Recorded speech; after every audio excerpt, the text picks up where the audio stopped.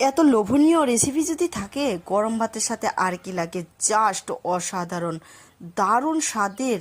যারা লতি পছন্দ করে তাদের জন্য আজকের ভিডিওটি। তো আমি এইখানে কিছুটা লতি নিয়েছি, এই বাজার থেকে কিনে নিয়ে এসেছে। এই লতিটা দিয়েই দই লতির রেসিপি দেখাবো। এই যে লতি তো প্রায় সবাই কাটতে জানেন, এইরকম ছোট ছোট করে আমি লতিগুলো কেটে নিয়েছি, কেটে ধুয়ে একদম পরিষ্কার। আর এইদিকে নদীর টাটকা ছোট মাছ দিয়েই কিন্তু রান্না করে ফেলবো দই ছোট মাছের লতির রেসিপি।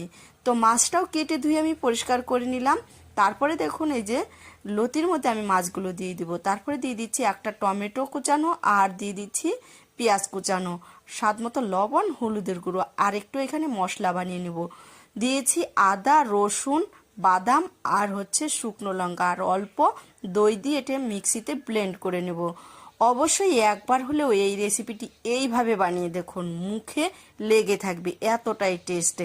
তারপরে কাঁচা সর্ষের তেল দিয়ে এটাকে হাত দিয়ে মেখে নেব। মেখে 10 মিনিট রাখতে পারলে ভালো হয়, না রাখতে পারলে সাথে সাথে কিন্তু রান্নাটা করে নিতে পারেন।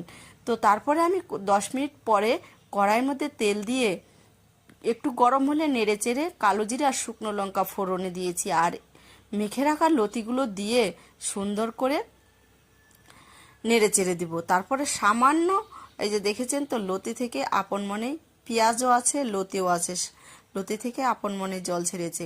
যখন জলটা একটু শুকিয়ে যাবে তখন এইভাবে করেই কিন্তু আমি নেড়ে চেড়ে দেব।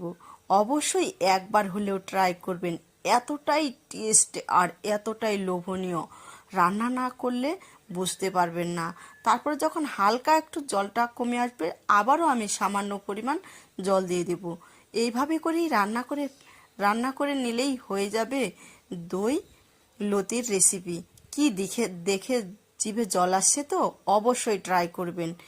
হালকাভাবে নেড়েচেড়েই কিন্তু নামিয়ে ফেলবো। আর আমার ভিডিওটি যদি ভালো লাগে সাবস্ক্রাইব, লাইক, কমেন্ট করে পাশে থাকবেন, পেজটিকে ফলো দিয়ে রাখবেন, তাহলে নতুন নতুন ভিডিও পেয়ে যাবেন। দেখেছেন তো কতটা লোভনীয়, আর যারা লতি পছন্দ করে তাদের তো আজকে দারুণ এই রেসিপিটি। তো আজকের মতো এই অবধি, কালকে অন্য ভিডিও নিয়ে আসবো। এই যে দেখেছেন অনেক লোভনীয়, দারুণ স্বাদের।